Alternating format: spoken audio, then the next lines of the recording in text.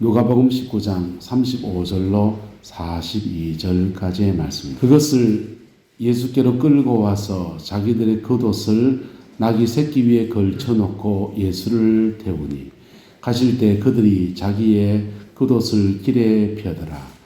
이미 감람산 내리막길에 가까이 오시매 제자의 온 무리가 자기의 본바 모든 능한 일로 인하여 기뻐하며 큰 소리로 하나님을 찬양하여 이르되 찬송하리로다.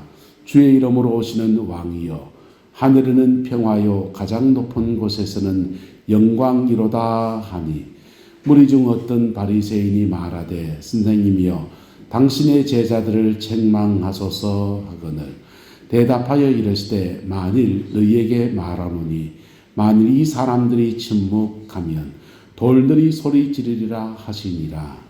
가까이 오사 성을 보시고 우시며 이르시되 너도 오늘 평화에 관한 일을 알았더라면 좋을 뻔하였거니와 지금 내 눈에 숨겨졌도다. 예수님께서 우리의 죄를 위해 죽으신 것을 믿습니까? 예수님께서 우리의 의롭다 하시게 부활하신 것을 믿습니까? 이 모든 진리는 예수님께 2000년 전에 이미 다 이루셨습니다. 할렐루야. 그 이루어지는 여정들을 지나갈 때는 제자들도 주의 백성들도 그 의미들을 잘 몰랐습니다. 시간이 지나서 그 일이 지나고 난 뒤에 구약 성경을 차근차근 그들이 읽어보니까 이미 예언된 말씀대로 주님이 죽으셨고 예언대로 부활하셨고 그리고는 예언대로 성령을 우리에게 주셔서 놀라운 은총의 역사들을 허락하여 주셨어요. 이스라엘 백성들은 봄절기와 가을절기로 두 가지 절기를 지킵니다. 봄절기는 한 달 앞서 6월절, 초실절, 오순절. 우리나라 봄에 절기 가지듯이 농사 짓기 전에 절기 가지듯이 이스라엘 백성은 봄에 세 가지 큰 절기를 지키는데 6월절, 초실절, 오순절 이 세 가지 절기를 지킵니다. 근데 이 세 가지 절기 그대로 주님이 6월절 날 6월절 어린 양이 되셔서 우리 위에 목숨을 주시고 초실절 첫 번째 열매를 따는 날이거든요. 첫 번째 열매를 따는 날 주님이 부활의 생명으로 이 땅에 다시 부활하셔서 초실절을 이루셨습니다. 그리고 초실절이 끝나고 오순절은 모든 추수를 다 끝내는 것이 오순절 때입니다. 그래서 근데 이 오순절 날 이상하게도 그날 그대로 그 절기 때에 성령님께서 오순절날 강림하셔서 교회가 탄생했어요. 그리고는 성령님이 모든 사망 권세 안에 있는 심령들 속에 오셔서 우리를 추수하시는 놀라운 은총의 역사를 허락하여 주셨습니다. 할렐루야. 한 달 앞서 6월절, 초실절, 오순절 이 세 가지 절기를 통해서 주님의 초림, 오신 예수님의 역사들이 완성이 되었습니다. 오실 예수님의 역사는요, 가을 그래서 성경을 더 연구해 보니까 이스라엘 백성들의 이 절기 안에 초림과 재림이 다 들어있다는 것을 발견했습니다. 재림은 가을 절기로 나타납니다. 한 달 앞에서 나팔절, 대속제일, 수장절 이 가을 절기예요. 그래서 가을 절기는 예수님의 재림을 말하고 봄 절기는 예수님의 초림을 말한다. 구약 성경에 나오는 모든 예언의 말씀들을 주님이 몸으로 이루어내신 은혜로구나. 할렐루야. 자, 그렇게 되는데 가을 절기에는 다음에 얘기하고요.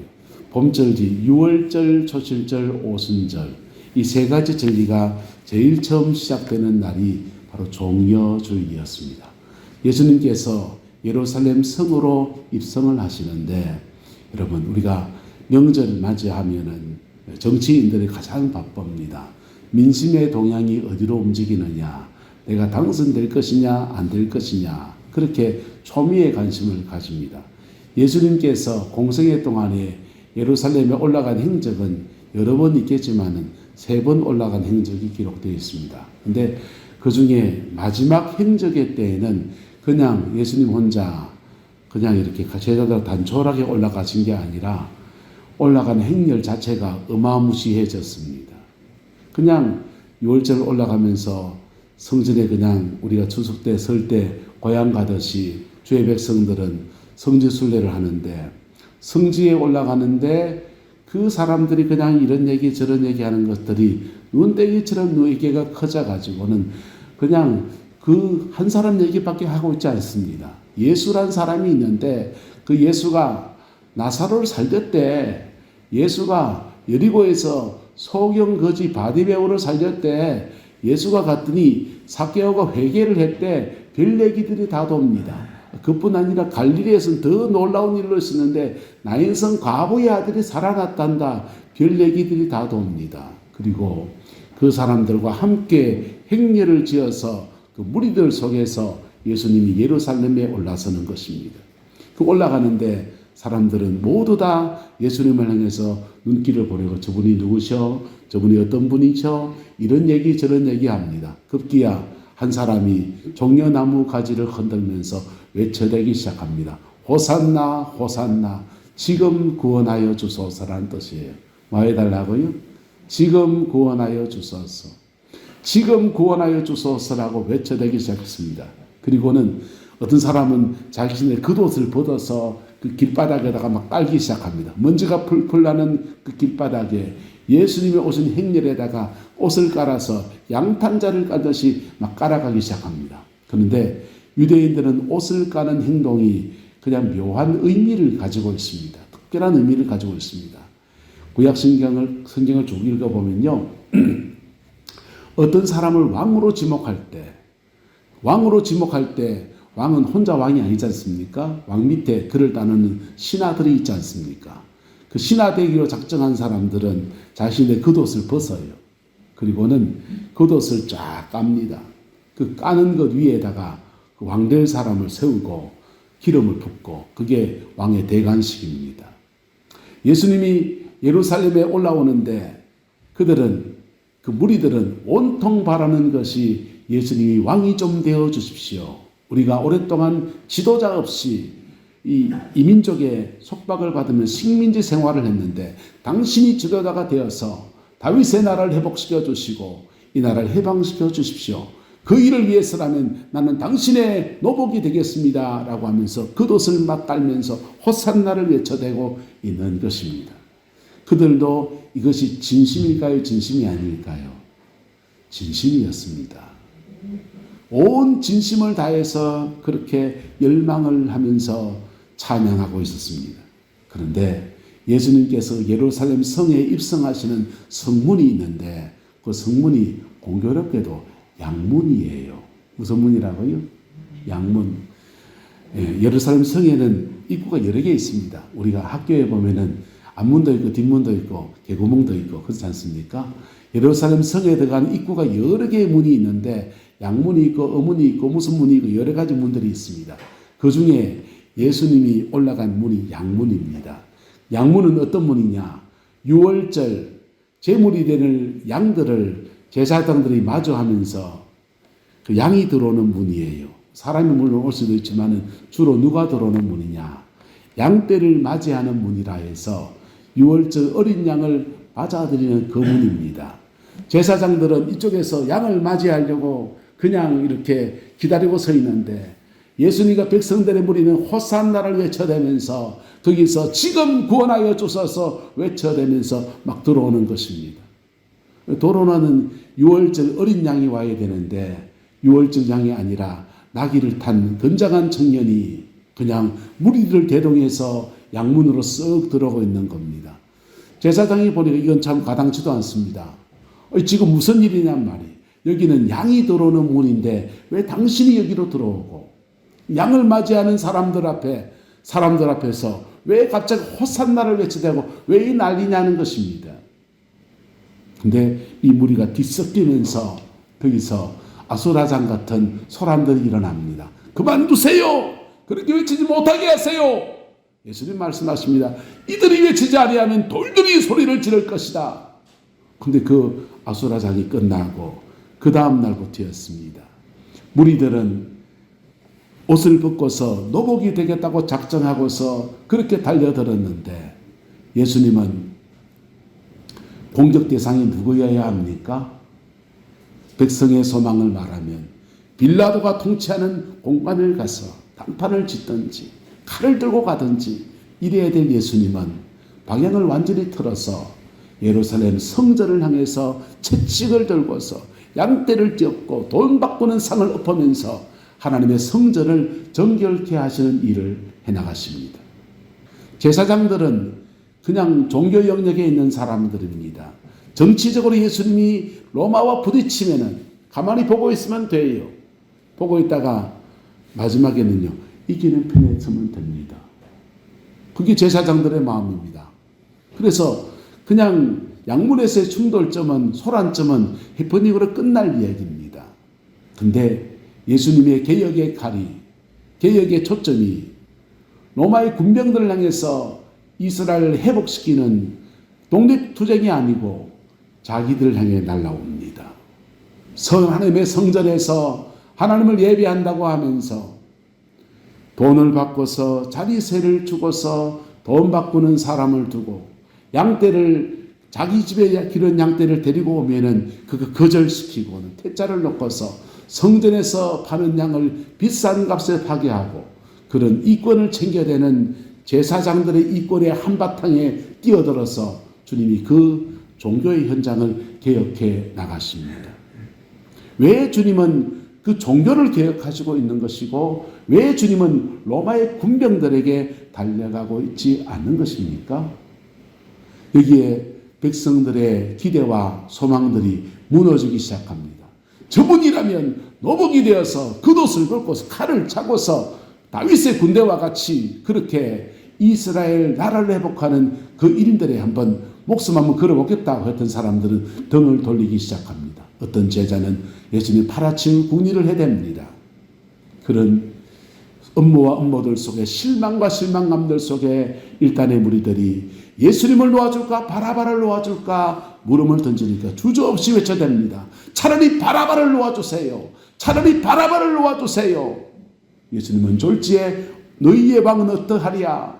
십자가에 못 박아라! 외쳐대기 시작했습니다. 한호성을 치르던 사람들이 이제는 십자가에 어린 양을 못 박아라, 예수를 못 박아라 그렇게 외쳐댑니다. 근데 참 묘하지요. 그들은 이 모든 여정 속에서 부지중해하고 있습니다. 알고 합니까? 모르고 합니까? 모르고요. 예. 왕을 외친 것도 그냥 군중심리에서 외쳤고 열망 속에서 외쳤고 그리고 십자가에 못 박아라는 것도 그들의 기대감이 깨어진 속에서 분노함 가운데서 외쳐댄 것입니다. 그런데 말입니다. 주님은 그 모든 여정 속에서 하나님의 뜻을 이루셨습니다. 할렐루야. 주님은 왕되려 하는 그 열망들을 백성들을 이해하십니다. 그러니까 이들이 외치지 아니하면 돌들이 외칠 것이라고 말씀하셨지요. 근데 그들의 기대가 자기를 향해 죽이라는 말도 등장할 때까지도 그것까지도 기다리십니다. 참으십니다. 받아들이십니다. 그리고 십자가에 묵묵히 죽음의 그 길을 걸어가셨습니다. 만약 예수님이 칼을 든 군병이 되셔서 왕이 되셔서 이스라엘 나라를 회복시키는 그 인들에 뛰어든다면 우리는 무엇해야 됩니까? 옷을 깔고서 당신이 왕 된다면 나는 당신의 노복이 되어서 칼을 들고서 그 전쟁의 한복판을 내가 뛰어가겠습니다. 목숨이 끊어질지라도 나라를 회복시키는 종립투사의 길을 걷겠습니다. 라고 하는 것이 맞을 겁니다. 근데 주님이 그 모든 여정 안에서 제사장의 길을 걸어간다고 하면 우리는 못해야 됩니까? 아니, 예수님은 또 제사장이신데 자기 자신이 제물이 되시는 제사장이에요. 본인을 제물로 드리면서 백성들의 모든 죄와 오고 가는 인류의 모든 죄를 짊어지시는 어린 양 예수 그리스도로 그 길을 걸어가신다면 우리는 못해야 됩니까? 칼을 들어야 됩니까? 우리는 못해야 됩니까? 한번 따라합시다. 믿기만 하면 됩니다. 우리가 할 게 없어져 버립니다. 그분이 왕으로서 빌라도와 단판을 지나가면 와 민중들의 기세가 이만큼 되었으니 니는 나라를 내놔라 하면서 그냥 표대결하고 쪽수가 얼마나 많으냐 이런 얘기 해야 될 겁니다. 한편으로도 보태겠다 해야 될 겁니다. 근데 주님은 십자가에 죽으시는 어린 양으로서 이 성을 들어오십니다. 예언적으로 양문을 통해서 들어옵니다. 그 예수님께서 목숨을 걸고서 하고자 하는 일은 바로 온 인류의 죄를 짊어지시는 어린 양이 되시는 것이었습니다. 만약 주님이 그 길을 걸어온다면 우리가 할 일은 뭡니까? 그분 앞에 믿음을 가지고 정직한 고백을 하는 것입니다. 주여, 나는 이런 죄인입니다. 주여, 나는 이런 연약함을 가지고 있습니다. 그리고 그 어린 양 예수 그리스도의 보혈의 피를 내 마음의 문지방과 내 마음의 인방에 바르듯이 그렇게 발라내는 것입니다. 할렐루야. 고난주간을 보내면서 시작하면서 저와 여러분들에게 이 은혜가 있게 되기를 예수님의 이름으로 축복합니다. 여러분, 공책에 물 잘못 쓰면 지우개로 지우면 돼요. 옷에 뭔가 묻으면 세탁소를 가면 됩니다. 인간의 그 죄는 어떻게 지웁니까? 인간의 죄는 어떻게 지웁니까? 심리학이 발달하면서 사람들이 가지고 있는 죄의 문제 안에서 해결하는 나름의 해결책을 찾아낸 게 있습니다. 이게 뭔지 압니까? 한번 따라합시다. 잘 해소합시다. 인간의 죄의 문제에 대해서 심리학이 찾아낸 최고의 명답은 잘 해소하는 겁니다. 정욕이 불같이 일어난다면 그 정욕을 정상적으로 그냥 무슨 관계 안에서 잘 해소하는 겁니다. 마음에 뭔가 일어난다면 그 욕망과 열망들을 다른 쪽으로 잘 풀어서 건강한 인생을 살도록 돕는 것입니다. 그건 참 중요한 문제입니다. 그렇지요? 그래서 인생을 살면 좋은 취미 하나 가지는 것은 참 좋은 문제지요. 그런데 근본적인 죄의 문제는 우리 어떻게 해야 됩니까? 예수 그리스도의 보혈의 피가 이 모든 것을 깨끗하게 하십니다. 할렐루야. 어떻게 깨끗하게 하십니까? 죄의 삭은 사망이라 했어요. 죄의 삭은 사망이라 했어요. 그 삭을 예수님이 당신의 목숨을 지불해서 치루신 겁니다. 당신의 목숨을 죄의 삭스로 지불해서 치루어 주셨어요. 그리고는 그 예수님의 은혜 앞에 정직한 고백과 믿음 가지고 나오는 자에게 그의 죄를 정말 직접 사시는 역사를 베풀어 주십니다. 할렐루야. 에이, 안 믿기는데요. 안 믿기시면 한번 실험해 보십시오. A4 용지 하나에다가 여러분의 죄를 한번 다 적어 보세요. 남한테 상처 준 거 다 한번 적어 보세요. 잘 기억 안 나거든. 여러분 자녀들한테 너가 나한테 수수한 거 없나 한번 물어보십시오. 나는 한 개 기억 안 나도 가들은 잘 기억합니다. 이거 한번 다 적어 보십시오. 적어 놓고 뭐 하면 되냐? 적어 놓고 하나님, 내가 실험적으로 한번 해봅니다. 이게 지워지는지 안 지워지는지. 하나님, 이런 죄를 용서해 주십시오. 내가 그때 그 말했던 죄를 용서해 주십시오. 내가 이때 이 말했던 죄를 용서해 주십시오. 내가 그렇게 행동했던 그것을 용서해 주십시오. 한번 고백해 보십시오. 고백하다 보면 이상합니다. 정말로 어린 양 예수의 피가 역사하는 것을 몸으로 마음으로 느끼게 되어집니다.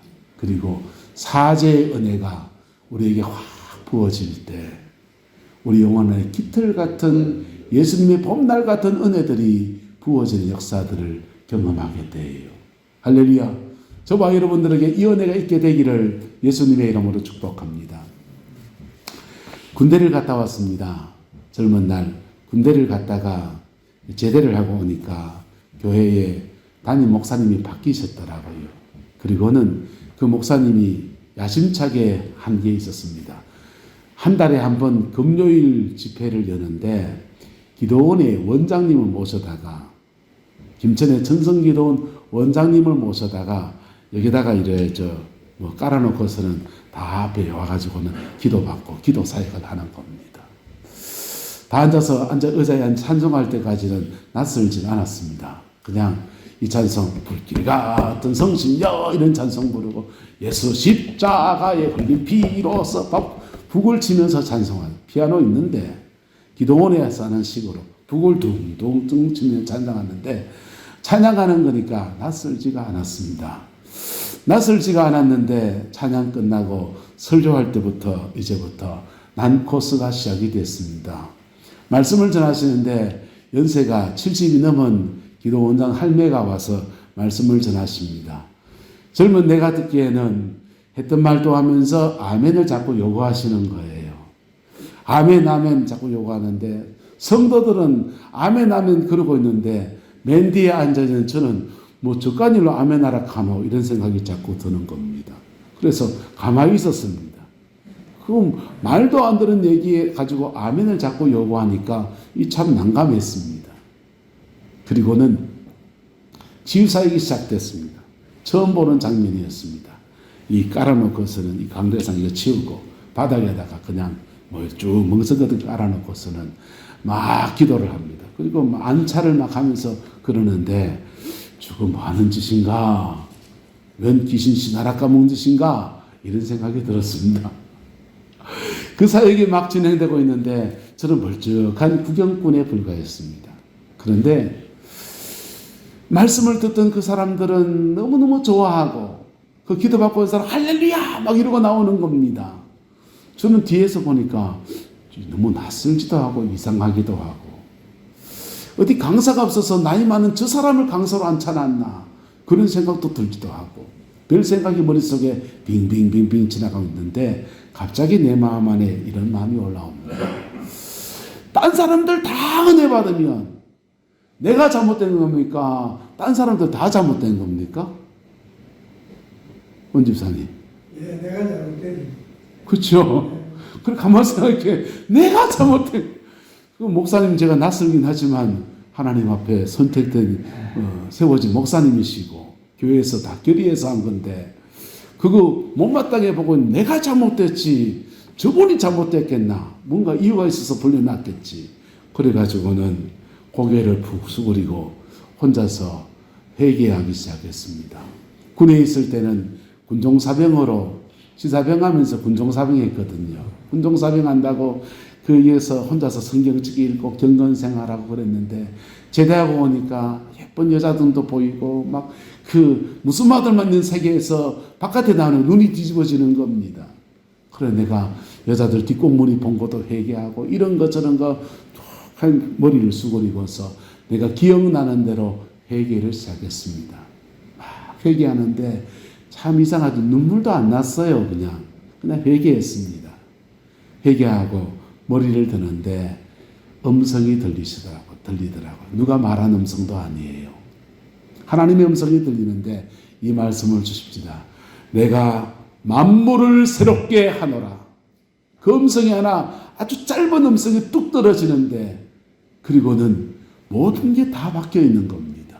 그게 금요일 날 마지막 주 금요일 날 집회를 했으니까 금요일 날 집회하니까 교회에서 꽃꽂이 하면은 토요일 날 해가지고는요 금요일 되면 한 주간이 끝나서 다 시들어 빠집니다. 시든 것을 강대상 위에 올려놓을 수 없어서 저 한쪽 귀퉁이에 오르간 위에다 얹어놨는데 오르간 위에 꽃을 보는데 그 시들어 빠진 꽃이 얼마나 아름다운지 사람들이 집회가 끝나서 찬송을 하면서 마무리를 짓고 있습니다. 막 찬양을 하는데 찬양하는 사람들의 모습이 마치 천사 같아요. 그리고 예배를 마치고 집회를 마치고 밖에 나왔는데 하늘이 노래하는 것 같고 땅이 노래하는 것 같습니다. 모든 만물이 주님 한마디 말씀에 정말 새로워져 있더라고요. 아니 어쩌면 만물이 새로워진 게 아니라 내가 새로워져 있는 거겠지요. 예수 그리스도의 보혈의 피는 정직하게 고백하는 자의 죄를 실제로 사합니다. 그리고 실제로 사함받은 자에게 성령이 오셔서 우리 마음속에 새로운 마음을 부어주시고 새로운 은혜들을 가득히 허락하여 주십니다. 간증을 듣다 보면 들어 이런 간증이 있습니다. 하나님 살아계신지 정말 모르겠습니다. 정말 당신이 살아있습니까? 나타나 보여주이소. 이런 사람도 있고.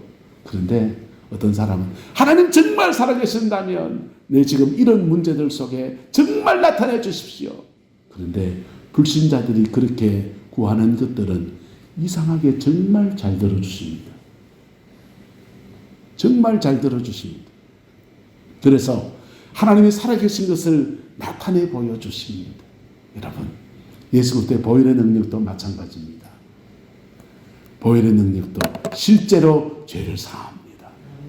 그리고 그 사함받은 사람은 자기 하나 바뀌면 온 세상이 바뀌어지는 것과 같은 은혜를 더 입습니다. 그리고 이 내 하나 바뀌어진 속에 그냥 내가 아니라 성령이 내 안에 오셔서 성령 안에서 이 험한 세상 이기며 살아갈 수 있는 능력을 그에게 공급하여 주십니다. 예수님은 왕이시고 제사장이십니다. 할렐루야. 예수님께서 왜 이스라엘 백성들의 지금 왕으로 역사하지 않느냐? 왕으로 역사하지 않느냐? 우리의 삶에서도 왜 예수님이 이 문제를 해결하는 왕이 되어주지 않습니까? 라고 외칠 때 있습니다. 근데요, 우리가 많은 경험을 해보면 그런 기도와 그런 열망들 앞에 주님은 주로 제사장으로 역사하십니다. 왜요? 따라합시다. 영혼이 더 중하니까. 영혼이 더 중하니까. 하나님과 바른 관계 안에 서는 것이 더 중하니까. 로마가 지금 문제가 있지만은 지금은 예루살렘 성전이 정결케 되어지고 제물 대신 예수님께서 정결케 된 그 성소, 성전의 뜰을 지나서 성소를 지나서 지성소로 들어가는 마지막 주님이 죽으실 때 휘장이 쫙 갈라지면서 지성소로 들어가는 문이 열리는데 그 문 따라 누가 들어가십니까?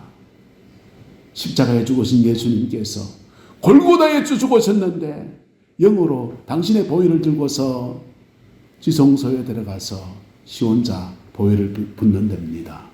보혈을 붓는 데다가 자신의 죄를 우리의 모든 죄에 대해서 덮으시는 은혜의 보혈을 부으시는 역사. 그 일을 위해서 주님은 예루살렘 성전을 정결케 하십니다. 여러분, 고난주간을 우리는 보냅니다. 이 고난주간 안에 여러분의 영혼 안에 하나님의 정결의 은혜가 임하게 되기를 예수님의 이름으로 축복합니다. 삶에 어떤 문제가 있습니까? 인생에 어떤 고민들이 있습니까? 무엇보다 먼저 내 영혼을 정결케 하시는 주님의 은혜 앞에 나아갈 수 있기를 축복합니다. 그 은혜를 덧입으면 이상합니다. 내게 성령을 주시고 정말로 우리의 죄를 사하신 역사와 함께 그리고는 차근차근 내 인생의 문제들 앞에서도 주님이 왕으로 역사하시기 시작합니다. 내 인생의 이런 문제 저런 문제들 속에서도 주님이 축복하시고 풀어가시는 역사들이 일어나기 시작합니다. 먼저는 어디에서 일어나느냐? 내 영혼의 지성소가 깨어져야 합니다. 내 영혼의 지성소가 열려져야 합니다. 내 영혼의 지성소에 하나님의 은혜가 부어져야 합니다. 그럴 때 영혼이 잘 되고 따라합시다. 영혼이 잘 되고 범사가 잘 되고 강건해지는 은혜가 있습니다. 역사를 축복합시다. 먼저 영혼이 잘 됩시다. 네. 영혼은 뭘로 잘 됩니까? 푹 찌면 됩니까? 영혼은 하나님이 영이신 그 하나님과 영적인 교통함 안에서 잘 되어지는 것입니다. 영혼이 잘 되어지면 이상합니다. 그 다음 여정들이 펼쳐집니다. 영혼이 잘 되면 세상 만사 어른 일들 속에서 내 마음 안에 기쁨이 퍽 솟아나요. 그리고 그 문제를 진지하게 고민하면 그 문제를 풀어갈 수 있는 하나님의 팁들이 주어져요. 하나님의 지혜들은요, 그냥 철학자의 지혜가 아니에요. 내 삶 가운데 구체적으로 내 인생에게 개입하시는 구체적인 말씀입니다. 할렐루야. 내 삶 안에서 이것을 이렇게 풀어가면 좋겠다는 아이디어가 떠오르기 시작합니다. 그리고는요, 범사가 잘 되는 역사가 나타납니다. 오늘날 삼성전자, 요즘 좀 어렵지만 참 좋은 회사이지 않습니까? 삼성전자의 신화를 이루던 그 황 회장님이 계십니다. 근데 회장님이 황해 법칙이라는 위대한 법칙을 만들어내었습니다. 근데 그 법칙을 만드는 이분은 서울의 어느 게 집사님이세요. 회사 일 때문에 구미에 내려가서 막 실험하다가 답이 안 나오는 것을 놓고 다 내려놓고 토요일 날 되면 주일날 올라옵니다. 와서 예배드리고 찬양하고 하나님의 은혜 앞에 이렇게 서고 나면 이상합니다. 예배 중에 아이디어가 탁 떠오릅니다. 이거다. 그리고는 월요일 날 내가 중력들 모아놓습니다. 모아가지고는 이래 하면 돼. 사장님 어떻게 그런 아이디어가 나왔습니까? 이번이 시구스입니다. 이번은요 하나님 앞에 설 때 내 영혼에 주님의 은혜가 임할 때 그때 회사를 경영해 갈 수 있는 아이디어가 떠오르는 거예요. 그리고는 위대한 삼성전자의 역사를 만들어 나갔습니다. 저와 여러분의 인생의 많은 고민들 속에서 먼저는 십자가의 그리스도를 바라보는 은혜가 있게 되기를 예수님의 이름으로 축복합니다. 자녀의 문제가 인생의 문제가 있습니까? 여러분 단추 잘 깨야 됩니다. 단추요 이래 깨야 됩니다. 이거부터 깨면요 어째 됩니까? 됐습니다. 단추 잘못 깨면은 처음부터 다시 해야 됩니다. 하나님은 우리 인생을 고쳐나가실 때 하나님과 바른 관계, 영혼의 문제부터 먼저 치유하십니다. 먼저 새로운 도전하십니다. 먼저 개혁하십니다. 그리고 그 은혜 아래에서 차근차근 인생의 여정들을 풀어가시는 역사들을 허락하여 주십니다. 6월절 어린 양 예수 그리스도는 오늘 다 이루어진 사건을 오늘 고난주간을 보내는 저와 여러분 안에서 다시 한번 차근차근 재현하시듯이 그렇게 해나가십니다. 그리고 그 은혜 아래에서 부활의 그 영광을 우리의 삶에 베풀어 주십니다. 그 여정을 함께 가는 저와 여러분 되시기를 예수님의 이름으로 축복합니다. 기도하겠습니다. 좋으신 아버지 하나님, 주님의 은혜와 사랑을 감사합니다. 날마다 예수 그리스도 그 이름으로 승리하는 저희들 되게 하옵시고 넉넉한 예수 그리스도의 승리가 우리 인생을 주장하여 주옵소서. 주님의 평강이 온전히 우리를 주관하여 주시길 원합니다. 지금은 우리 구주 예수 그리스도의 은혜와 우리 하나님의 그 크신 사랑과 성령 하나님의 내주교통 역사, 충만하신 역사가 내 영혼에 예수 그리스도를 구주로 모시고 주님과 함께 내 영혼의 성전을 정결케 하며 주의 십자가의 은혜 앞에 더 깊이 다가서기 원하는 우리 내남제일의 모든 성도들 위해 가정과 삶의 모든 자리들 위해 자녀손들 위해 지금부터 영원토록 함께 계시기를 간절히 축원하옵나이다.